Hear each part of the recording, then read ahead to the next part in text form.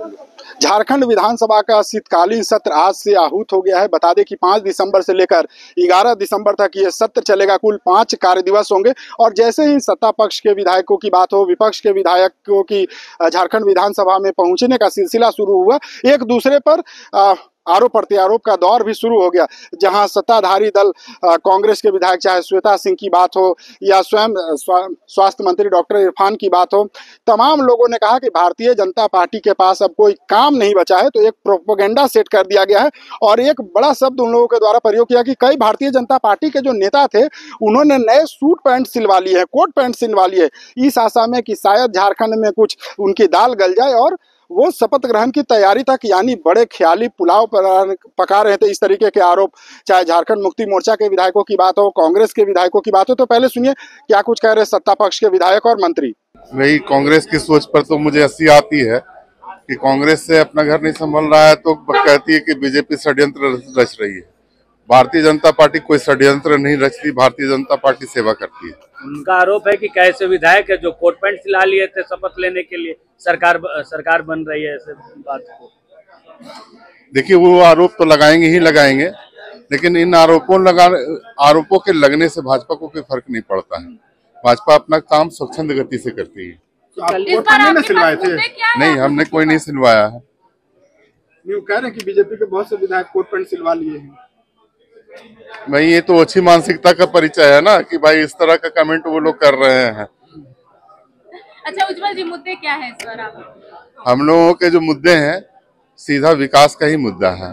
कुछ क्षेत्रीय मुद्दे भी हैं और कुछ झारखंड से भी संबंधित मुद्दे हैं जिसको हम लोग रखेंगे।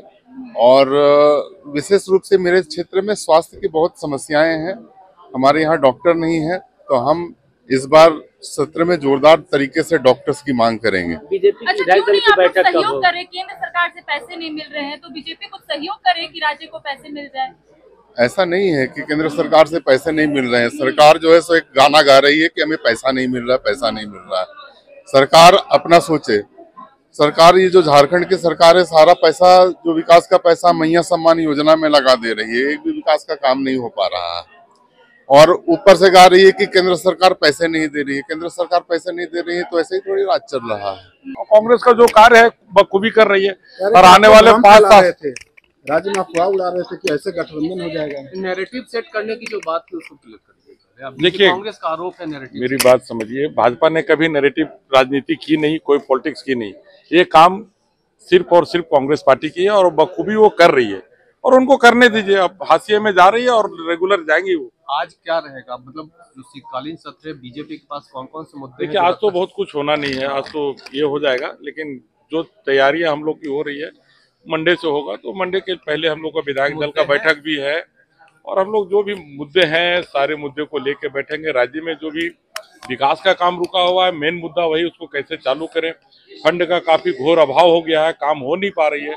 हर विभाग कहीं ना कहीं ग्रसित है, तो हर विभाग को कैसे सुचारू रूप से चले, लॉ एंड ऑर्डर कैसे बढ़िया से चले, इन सब मुद्दों पे बखूबी बहुत मजबूती के साथ विपक्ष अपना काम करे। वहीं भारतीय जनता पार्टी के तरफ से विधायक उज्जवल दास की बात हो या दूसरे अन्य जो विधायक थे, उन्होंने बचाव करते हुए कहा कि कोट पैंट सिलवाने जैसे शब्दों का जो प्रयोग सत्ताधारी दल के लोग कर रहे, ये बताता है कि उनके मन में डर था और जेएमएम कांग्रेस के बीच सब कुछ सही नहीं चल रहा है। चूंकि जिस प्रकार से बिहार चुनाव में झारखंड मुक्ति मोर्चा को दरकिनार किया गया, उसके बाद समीक्षा की बात सामने आई है, तो कांग्रेस पार्टी को यह डर सता रहा है कि कहीं झारखंड मुक्ति मोर्चा उन्हें अपने साथ जो सत्ता में रखी है वो सत्ता से बाहर नहीं कर दे। वहीं नए कोट पैंट सिलाने के सवाल पर उन्होंने कहा कि कोट पैंट सिलाना नेताओं के लिए तो ये आम बात है, लेकिन ऐसी जो फिलहाल जो सियासी अटकलें थी, अफवाह जो थी, उसके पीछे भारतीय जनता पार्टी का हाथ नहीं है। स्वयं गठबंधन में ऑल इज वेल नहीं है, इसीलिए इस प्रकार की चर्चाएं हो रही थी।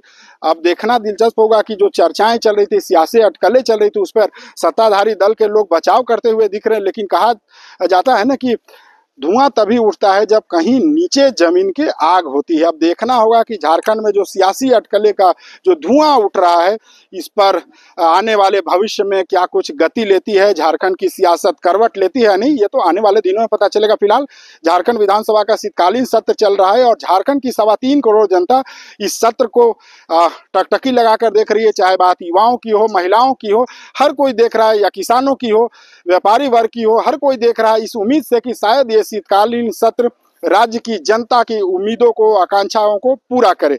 अब देखना होगा कि झारखंड की जनता से जुड़ी हुई जनहित के मुद्दे पर कितना सार्थक ये विधानसभा का शीतकालीन सत्र होता है, ये तो सत्र समाप्ति के उपरांत पता चल पाएगा। लेकिन फिलहाल TV9 के लिए रांची से मैं अशोक कुमार।